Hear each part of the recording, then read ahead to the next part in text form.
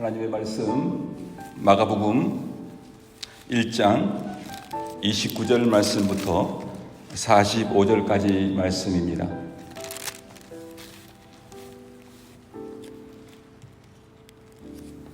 제가 읽겠습니다. 회당에서 나와 곧 야고보와 요한과 함께 시몬과 안드레의 집에 들어가시니 시몬의 장모가 열병으로 누워 있는지라 사람들이 곧 그 여자에 대하여 예수께 여짜온대 나아가사 그 손을 잡아 일으키시니 열병이 떠나고 여자가 그들에게 수종드니라.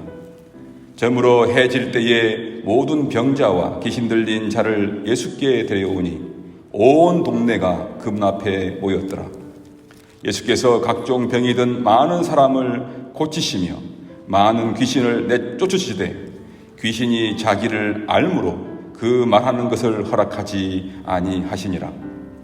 새벽 아직도 밝기 전에 예수께서 일어나 나아가 한적한 곳으로 가사 거기서 기도하시더니 시몬과 및 그와 함께 있는 자들이 예수의 뒤를 따라가 만나서 이르되 모든 사람이 주를 찾나이다. 이르시되 우리가 다른 가까운 마을로 들어가자.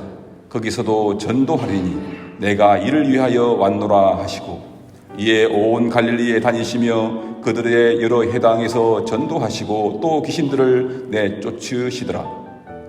한 나병 환자가 예수께 와서 꿇어 엎드려 간구하여 이르되 원하시면 저를 깨끗하게 하실 수 있나이다. 예수께서 불쌍히 여기사 손을 내밀어 그에게 대시며 이르시되 내가 원하노니 깨끗함을 받으라 하시니 곧 나병이 그 사람에게서 떠나가고 깨끗하여 진지라. 곧 보내시며 엄히 경고하사 이르시되 상가 아무에게 아무 말도 하지 말고 가서 내 몸을 제사장에게 보이고 내가 깨끗하게 되었으니 모세가 명한 것을 드려 그들에게 입증하라 하셨더라.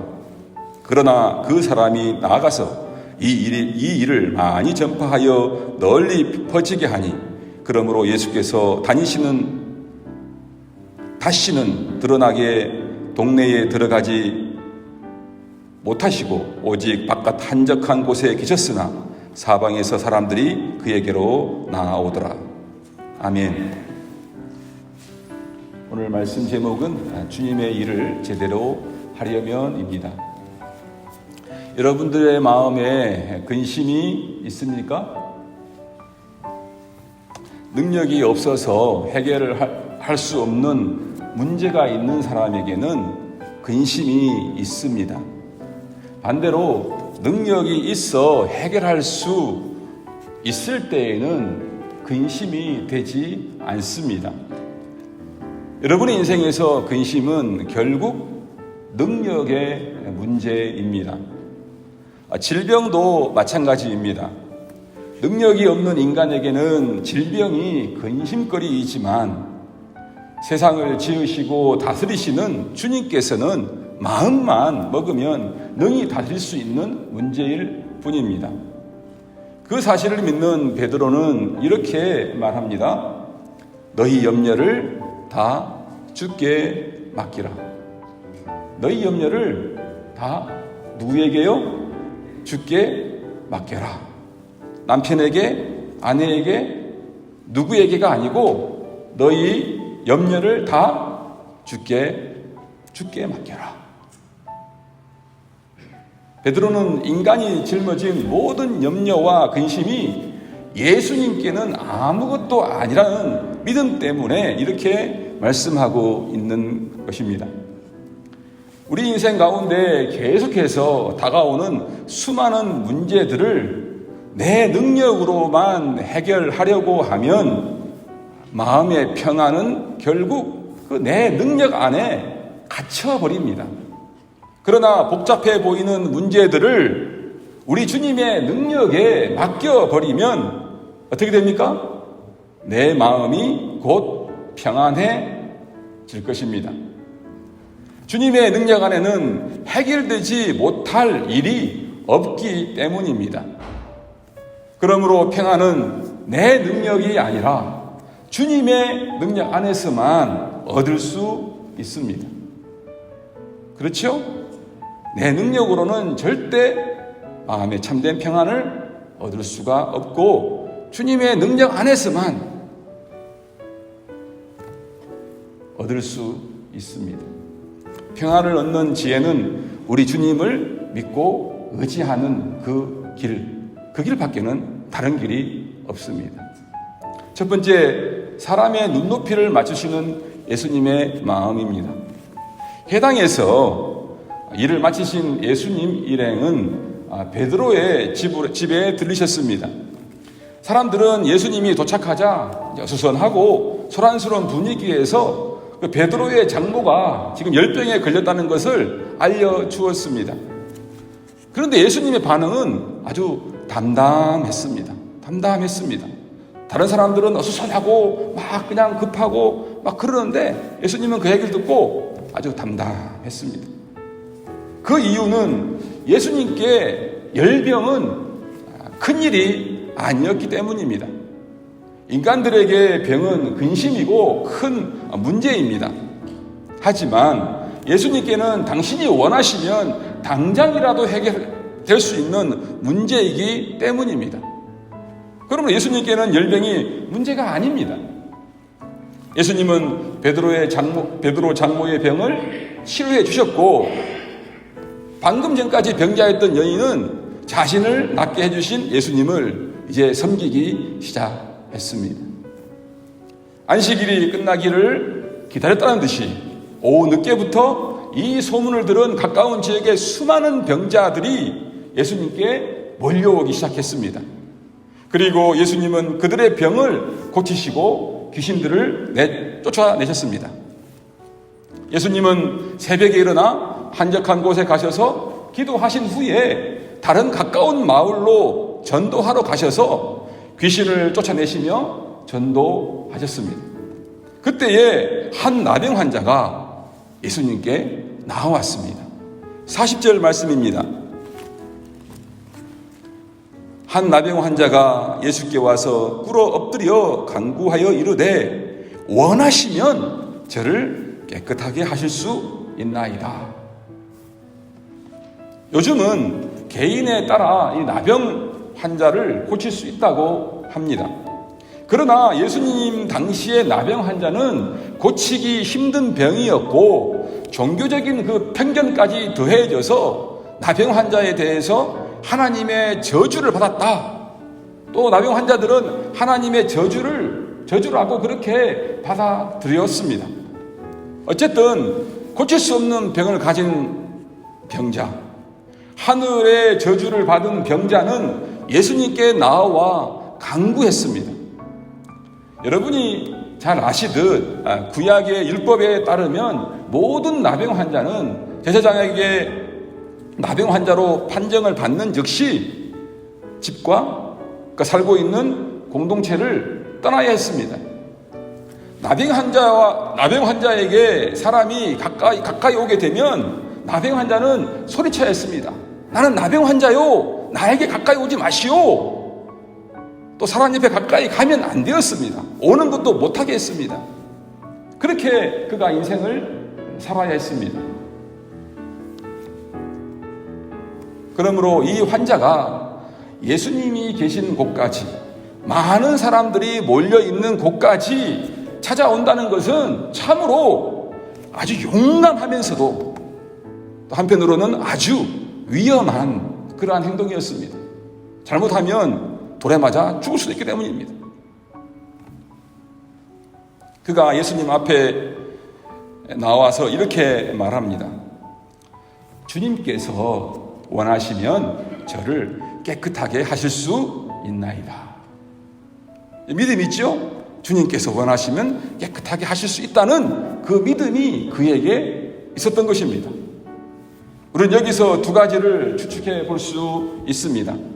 첫째는 나병 환자는 지금 예수님이 자신의 병을 낫게 할 능력이 있다고 믿었습니다. 둘째는 그러므로 그는 예수님께서 자신의 병을 낫게 하시려는 마음을 갖고 있는지 지금 묻고 있는 것입니다. 이 부분은 매우 중요합니다. 나병 환자가 병 낫기를 원하지 않았을까요? 분명히 병 낫기를 원했을 겁니다. 그렇잖아요. 지금 나병에 걸려가지고 가족에서부터 떠나 살아야 되고 공동체에서 떠나 살아야 되고 참으로 혼자서 외롭게 비참한 가운데 살아가고 있는 상태 아닙니까? 얼마나 병 낫기를 원했을까요? 그러면 그는 이렇게 말해야 했습니다. 주님, 저를 제발 좀 낫게 해주십시오. 제가 목숨을 걸고 주님 앞에 왔습니다. 용기를 내어 왔습니다. 주님, 제발 저를 좀 낫게 해주십시오. 그렇게 질문해야 되는 것이 아닙니까?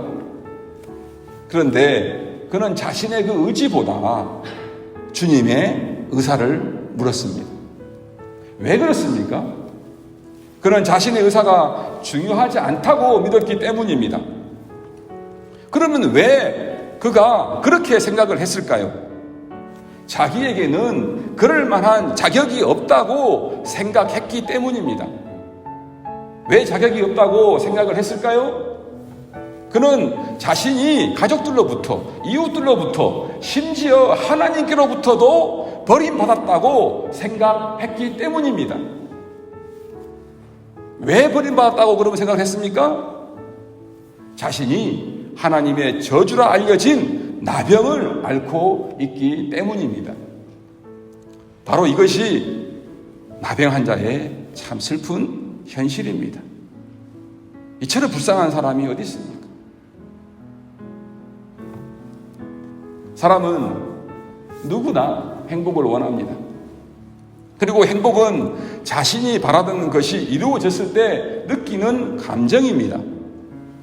병은 반대로 고통입니다. 그 누구도 스스로 원하는 상태가 아닙니다. 이 세상을 살아가면서 병을 원하는 사람은 한 사람도 없을 것입니다. 그래서 사람들은 병에 걸려 고통당할 때에 그것을 뭐라고 말합니까? 불행하다, 불행이라고 표현합니다. 인간은 누구나 종교적인 마음을 가지고 있습니다. 따라서 인간은 자신이 행복하든 불행하든 그것이 신에게서 온 것이라고 생각하고 또 믿기도 합니다.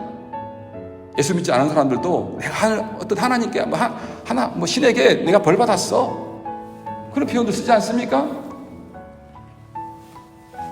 인간이 행복할 때에는 자신이 하나님과 가까운 관계를 유지하고 있다고 믿습니다. 반대로 특히 고칠 수 없는 병을 앓고 있을 때에는 그 인간의 불행은 병으로 고통당하는데 그치지 않습니다. 병으로 말미암아 자신이 주변 사람들로부터 고립되고 있음을 느끼는 고통이 심해집니다. 그 고통이 심해지면서 어떤 사람들의 마음이 어떤 마음이 듭니까? 사람들에 대해서 서운한 마음을 가지게 됩니다. 별것도 아닌 것에 서운합니다. 병들어 있으면 말 한마디 별것 아닌 말도 시험에 들고, 찾아오지 않으면 금방 시험에 들고 서운해하고 섭섭해하고 막 미운 마음이 듭니다. 병에 걸리면 그렇습니다. 건강할 때는 그런 마음이 아니었는데 병들었을 때는 심지어 가족들까지에게도 서운한 마음을 느낍니다. 그렇잖아요? 그래서 병들고 그럴 때에 우리가 정말 조심스럽게 신경을 많이 써야 합니다. 그리고 그 병든 자는 심지어는 신에게, 하나님께 버림받았다는 죄책감을 가지게 됩니다. 따라서 우리는 이렇게 말할 수 있습니다. 병이 가져다 주는 가장 큰 고통은 절대 고독, 사람들에 대한 서운함, 결국 나는 이 세상에서 오직 혼자일 뿐이야, 그런 생각을 하게 되는 것입니다. 육신도 아프지만 정신적으로 완전 큰 병에 걸리게 되는 것입니다. 그러므로 우리는 나병 환자의 질문에서 사용된 깨끗게 하라는 단어를 우리는 생각해야 합니다. 그는 나병 환자였습니다. 그는 자신의 병 낫기를 간구해야 했습니다. 그러면 나병이 아닌 깨끗함을 말했던 것은 그의 진정한 고통이 어디에 있었는지를 보게 합니다. 그의 고통은 자신의 살이 썩어 들어가서 결국에는 죽음에 이르는 나병 그 이상이었습니다. 육신적인 병 이상이었습니다. 그의 진정한 그 고통은 사람에게뿐만 아니라 하나님에게서도 버림받았다는 그 마음이었습니다. 그리고 그 고독은 자신을 가치 없는 존재로 생각하게 합니다. 그리고 자존감을 잃게 되었다는 것입니다. 이러한 까닭에 본문에 등장하는 나병 환자는 낫고자 하는 강렬한 열망에도 불구하고 이 열망을 당당하게 표현하지 못하고 오히려 주님의 의사를 묻는 슬픈 상황에 빠졌던 것입니다. 자신이 다 없어져 버렸던 거예요. 이러한 상황에서 주님이 말씀하십니다. 이러한 사람에게, 이러한 상황에서 주님이 말씀하십니다. 41절입니다. 예수께서 불쌍히 여기사 손을 내밀어 그에게 대시며 이르시되 내가 원하노니 깨끗함을 받으라. 예수님은 나병 환자의 그 상황을 정확히 꿰뚫어 보셨습니다. 그래서 그를 불쌍히 여기는 마음으로 그 불쌍히 여김 가득해서 그에게 손을 내미셨습니다. 내가 원한다. 깨끗하게 되어라. 예수님께서도 병자에게 나으라, 병이 나으라 그렇게 말씀하지 않으셨습니다.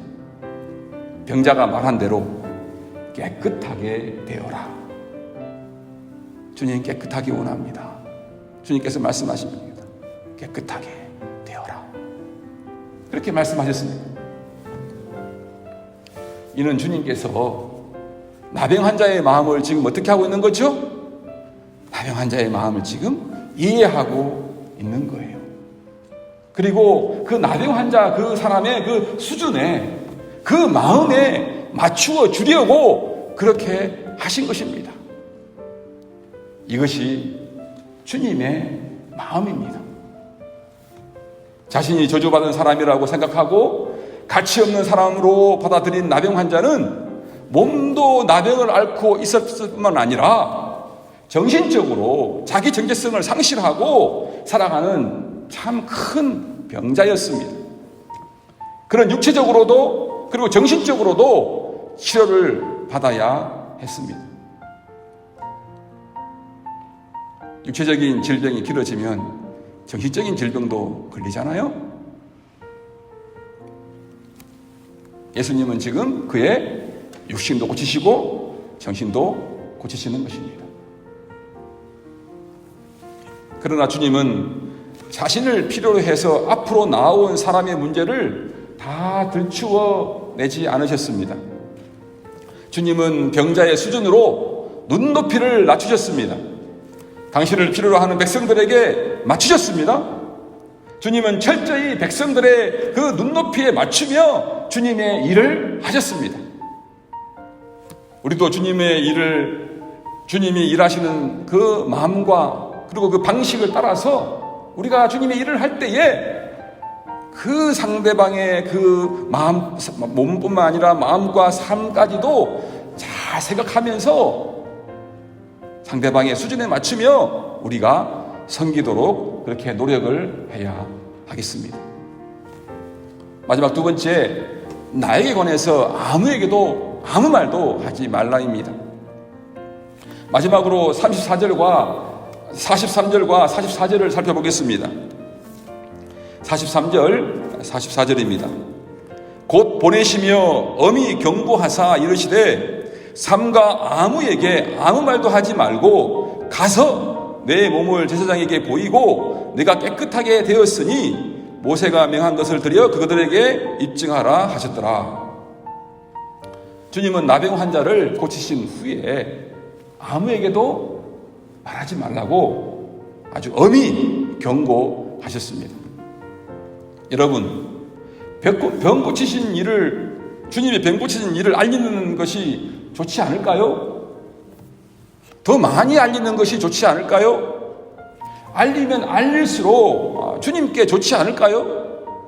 주님의 사역에 좋지 않을까요? 그렇게 하는 것이 주님이 복음을 전하는데 도움이 되지 않을까요? 그런데 그 사람에게 뜻밖의 주님은 말씀하십니다. 알리지 말라. 왜 그렇게 강력하게 알리지 말라고 명령하셨을까요? 다음 구절 45절을 보게 되면 예수님은 이 사람이 명령을 지키지 못할 것임을 이미 아셨던 것 같습니다. 역시나 치유받은 나병 환자는 이 명령을 지키지 못하고 어떻게 합니까? 주님이 자신을 고치셨다고 여러 곳에 다니면서 아주 신나게 알려주었습니다. 예수님의 말씀을 완전히 순종하지 않았습니다. 완전 반대로 행했습니다.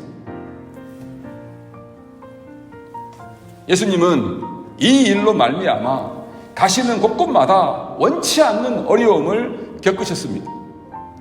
이제 사람들은 예수님의 그 말씀보다 사람의 힘으로 불가능한 일을 행하는 그 기적, 그 이적에만 정신이 빼앗기게 됩니다. 그들은 말씀을 듣기보다 이적만을 기대하게 되었습니다. 즉 인간들은 신비한 이적에만 정신을 파는 바람에 정작 예수님께서 전하시는 그 생명의 말씀, 영원한 말씀, 영원한 생명을 주시는 그 말씀에는 근본적으로 영혼과 몸이 치유되는, 회복되는 그 말씀에는 관심을 갖지 못하게 된 것입니다. 말씀이 중요한데 말씀을 들어야 영혼도 치유되고 몸도 치유되고 영원한 생명을 가지게 되는데, 새로운 삶을 가지게 되는데 잠깐 반짝하는 그 이적에만 온통 사람들이 정신을 빼앗겨버립니다. 사람이 손가락으로 이렇게 달을 가리킬 때에 사람들이 달을 보지 않고 손가락만 보게 된 거예요.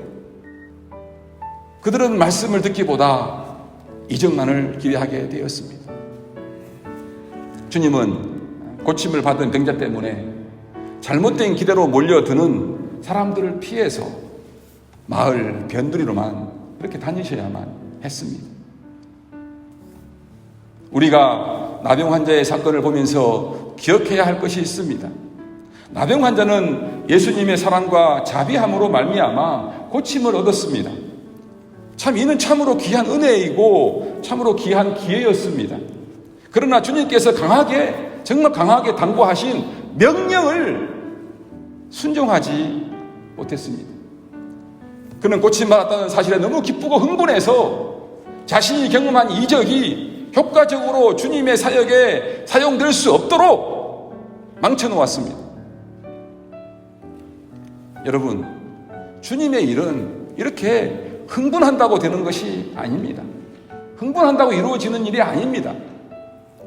이적을 경험한 사람, 은혜를 체험한 사람, 기도에 응답받은 사람, 이 모든 것이 귀한 일이지만 주님의 말씀과 뜻을 신중히 묵상하지 않고 또 묵상할 수 없는 사람은 그 은사를 오히려 은혜 받은 것을 주님의 일을 방해하는 데 사용할 수 있습니다.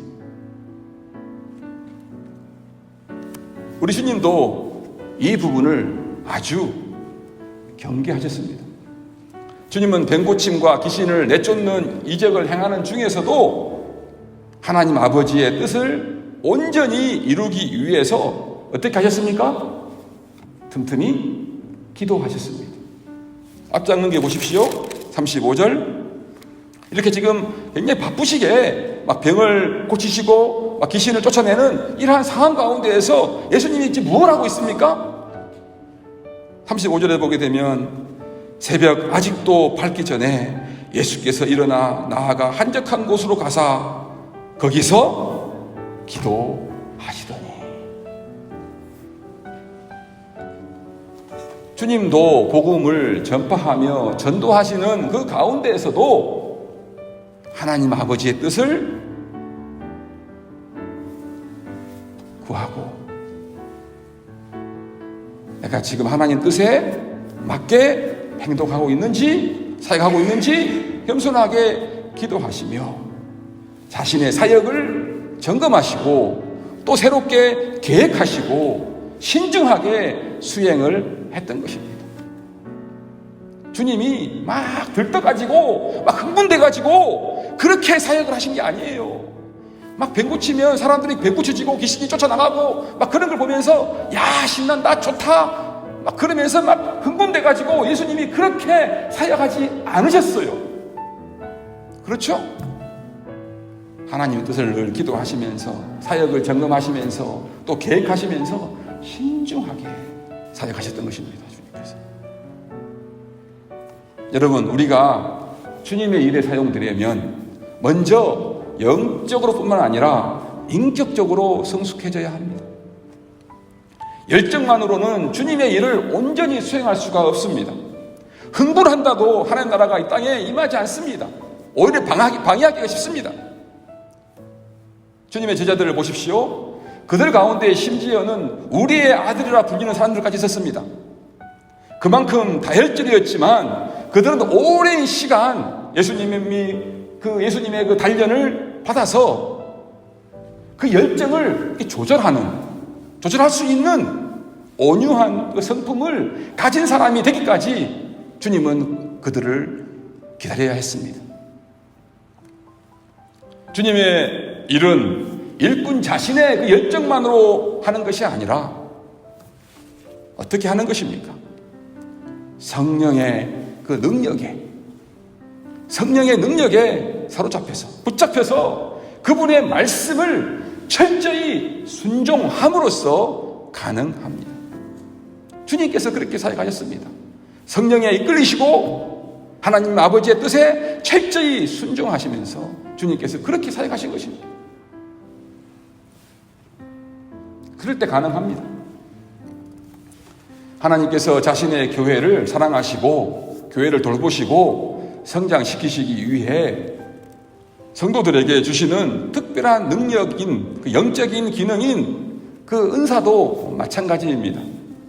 성령께서 교회 성도들에게 주신 은사는 뭐 예언의 은사도 있고 섬기는 일도 있고 또 권면도 있고 구제, 긍휼, 뭐 가르치는 거, 또 지혜, 그죠? 믿음, 능력, 서로 도움, 병 고침, 뭐 방언 등등의 많은 하나님의 선물들, 교회를 잘 섬기게 하기 위해서, 교회를 세우기 위해서 그러한 선물들, 은혜들을, 은사들을 성령께서 교회 우리 식구들에게, 성도들에게 한 사람 한 사람에게 은사를 주십니다. 아낌없이 부어주십니다. 풍성하게 부어주십니다. 그걸로 일을 해야 되니까. 그런데 말입니다. 특별한 은사와 체험을 경험한 사람들이 역사 가운데 많이 있었지만 그 은사 탓에 타락하고 또 교회를 넘어뜨리며 오히려 주님의 이름을 더럽힌 사람들이 얼마나 많습니까? 은사를 남용하고 오용하고 잘못 사용하여서 교회를 무너뜨리고 하나님 나라를 방해하는 그러한 사람들이 역사 가운데 우리가 얼마나 많은지 알고 있지 않습니까? 은사가 은사로 더욱 빛나고 주님의 이름을 전하는 데 사용되려면 우리는 먼저 인격이라는 그릇을 깨끗하게 하고 깊이 있게 다듬어야 합니다. 깨끗하게 하고 더러운 못 쓰잖아요. 깨끗하게 하고 깊이가 있어야죠. 담죠. 우리의 인격을 깨끗하고 깊이 있게 다듬어야 합니다. 기도한다는 사람이 기도한다는 이름으로 다른 사람을 통제한다든지, 섬기는 일을 하면서 믿지 않은 사람들이 들어도 기분 나쁜 그러한 말들, 욕들을 한다든지, 사랑을 이야기하면서 이기적으로 자기가 좋아하는 사람들만 가까이 한다든지, 하나님이 주신 그 하늘의 은사가 모욕당하는 예를 우리는 적지 않게 경험하고 보았습니다. 은사는 그 자체만으로 주님의 이름을 빛낼 수가 없습니다.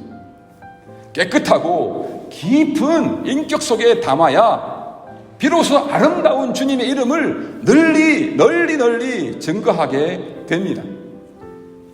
그 성숙을 향하는 걸음에는 주님의 말씀을 부지런히 배우고 깊이 묵상하고 그 말씀에 따라 순종하는 긴 시간의 훈련, 그 단련이 필요합니다. 인격을 깨끗하게 하고 깊이 있게 만드는 그 주님의 훈련이 모두에게 필요합니다. 그래서 그 은사를 담아서 사용해야 합니다. 우리가 좋아하는 작가 있죠? C.S. 루이스. 우리 교인들 중에 가보니까 어떤 분들은 뭐 그런 책이 어떤 교인 가정에는 몇 개씩 있더라고요. 참 좋아하는 작가죠? 그 작가 그 C.S. 루이스가 이런 말을 했습니다. 마귀는 중생하지 않은 교인과 헌신하지 않는 신자를 통해 주님의 일을 방해한다. 중생하지 않은 교인과 헌신하지 않는 신자를 통해서 주님의 일을 방해한다. 마귀는 주님이 하시는 일을 못하게 할 수는 없습니다. 싸우면 예수님이 이기지 마귀가 이기겠습니까? 근본적으로 주님의 일을 하지 못하게 할 수는 없습니다. 그러나 주님을 믿는, 주님의 일을 하는 우리를 성숙하지 못하게 함으로써 그 뜻을 마귀가 방해할 수가 있습니다. 늘 애처럼 굴게 해가지고 성숙하지 못하게 해가지고 하나님의 일을, 주님의 일을 방해하게 하는 게 마귀의 전략이라는 겁니다. 의욕이 없어서 주님의 일을 하지 않는 것도 큰 문제지만 나병을 고침받은 사람처럼 기쁨과 열정만을 가지고 주님의 일을 방해할 수 있다는 것도 우리가 명심해야 합니다. 조심해야 합니다. 사랑하는 은혜와 평강교회 가족 여러분, 주님의 일을 제대로 하려면 여러분의 근심을 능력에 주님께 맡기십시오. 우리 가운데 근심이 있으면 그 근심에 우리가 사로잡혀가지고 늘 내 안에서 머물러 있습니다. 주님의 일을 해볼 수가 없습니다. 자기 하나도 못 이깁니다. 되는 일이 없습니다. 여러분의 근심을 능력에 주님께 맡기시기 바랍니다. 그럼 새로운 길이 열리는 거예요. 주님의 일을 제대로 하려면 사람의 눈높이를 맞추시는 예수님의 마음이 우리에게 있어야 합니다. 예수님께서 나병 환자의 그 마음에, 그 상태에 마음을 맞추시지 않으셨습니까? 하늘 보좌에서 이 땅 가운데 오셔가지고 가장 낮은 자의 자리에서, 죄인들의 자리에서 예수님이 사역하지 않으셨습니까? 내 위치에서 다른 사람을 섬기려고 하지 마시고 상대방의 그 입장에서, 상대방의 그 마음에서, 상대방의 그 상태에서 우리가 사역이 시작되는 것입니다. 내 마음대로 컨트롤을 하고 이렇게 해야 된다고 하고 이런 식으로 해가지고 주님이 일이 되지도 않습니다. 부모가 자식의 마음을 헤아리고 부모가 자식의 상황을 헤아려서 그럼 낮아진 곳에 가서 자녀들을 이끌어 올리지 않습니까? 맨날 명령만 한다고 그런다고 애들이 따라옵니까? 교회 안에서도 늘, 우리 삶 가운데서도 늘 다른 사람들의 상황에 그 수준에 낮추어서 그곳에서 주님의 그 마음을, 주님의 능력을 발휘해야 합니다. 맞추면 주님께서 함께 하시고 그때 일을 하십니다. 주님이 그때 일을 하십니다. 주님의 일을 제대로 하려면 예수님처럼 기도해야 합니다. 기도. 그래야 예수님에 대해, 예수님이 하신 일을 우리가 복음을 전할 때에 우리가 말을 해야 할 때와 침묵해야 할 때, 또 비밀리 일을 해야 할 때와 또 공개적으로 해야 할 때, 이런 것들을 잘 분별해가지고 우리가 지혜롭게 할 수 있는 것입니다. 말을 해야 할 때 말을 하지 않고 침묵할 때 말을 해버리고 공개적으로 해야 할 일을 그냥 비밀스럽게 한다든지 또 비밀스럽게 해야 할 일을 공개적으로 해야 한다든지 이렇게 막 뒤죽박죽 이게 섞이니까 더 분란이 일어나고 더 싸움이 일어나고, 사실 이 말씀은 저에게 가장 많이 해당되는 말씀 같아요. 그러는 거예요. 기도하지 않으니까, 제가 기도하지 않으니까 이게 사역이 뒤죽박되는 거예요. 분별력이 없는 거예요, 제가. 말을 해야 될 때는 말을 해야 되고, 침묵할 때는 침묵해야 되고, 공개적으로 할 때는 공개적으로 해야 되고, 비밀리에 조심스럽게, 시험 드니까. 그렇게 할 때 그렇게 해야 되는데, 그냥 좋은 마음만 가지고 그냥 이 나병 환자처럼 그냥 이렇게 돌아다니니까, 목사가 돌아다니니까 교회가 시끄러운 거예요. 그렇죠? 하여튼 교회가 문제가 있으면 다 1차적으로 제 책임입니다. 주님의 일을 제대로 하려면 우리의 인격이라는 그릇을 깨끗하게 하고 깊이 있게 하여 그곳에 은사를 담아서 널리 전해야 합니다. 은사는 정말 귀한 거잖아요. 하나님께 주신 선물들, 은사들이 각자에 다 있잖아요. 그런데 더러운 것을 그릇에 담을 수가 없잖아요. 거룩하신 은사인데, 하나님의 은사인데. 그리고 너무 얕으면 안 되잖아요. 좀 깊어야죠. 깨끗하게 하고, 우리의 인격을 좀 깨끗하게 하고, 이렇게 좀 깊게 해서 하나님의 은사들을 잘 담아서 사용하면 얼마나 큰 영향력이 있겠습니까? 이 은혜가 우리 모두에게, 우리 교회에 충만히 있기를 바랍니다. 우리 함께 기도하겠습니다. 오늘 우리가 하나님 말씀을 들었습니다. 하나님께서 우리를 사랑하사 우리에게 말씀해 주셨습니다.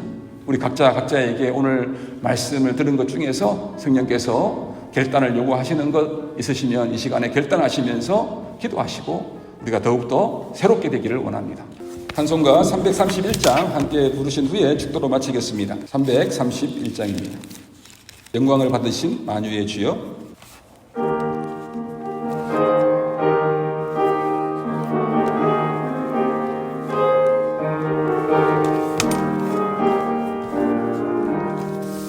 영광을 받으신 만유의 주여, 우리가 명령을 따르리다.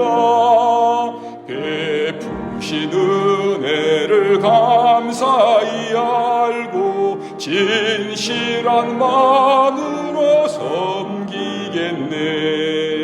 구주의 은혜 주시는 대로 영원히 받들어 섬기겠네. 찬송하겠네. 생명을 주시는 구주로다. 구주를 높이고 잘 공경하여 온유한 마음으로 섬기리다. 주 예수 안에서 즐거워하며 충성을 다하여 섬기겠네. 구주의 은혜 주시는 대로 영원히 받들어 섬기겠네. 찬송하겠네. 생명을 주시는 구주로다. 예수를 믿고서 늘 사랑하여 참 기쁜 마음으로 섬기리다. 온 마음을 드리고 늘 순종하며 구주를 영원히 섬기겠네. 구주의 은혜 주시는 대로 영원히 받들어 섬기겠네. 찬송하겠네. 생명을 주시는 구주로다.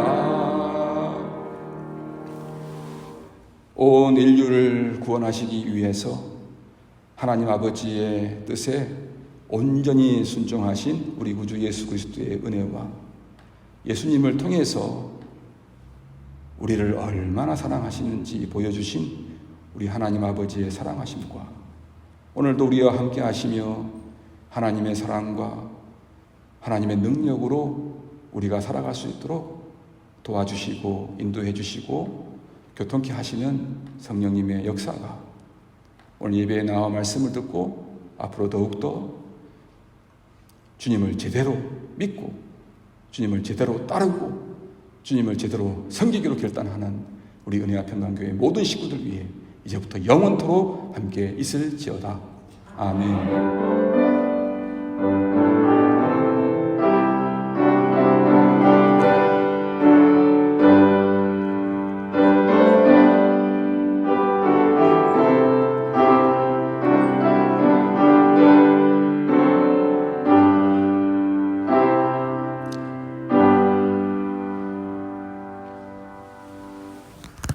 내일까지 연휴입니다. 연휴 잘 보내시기 바라고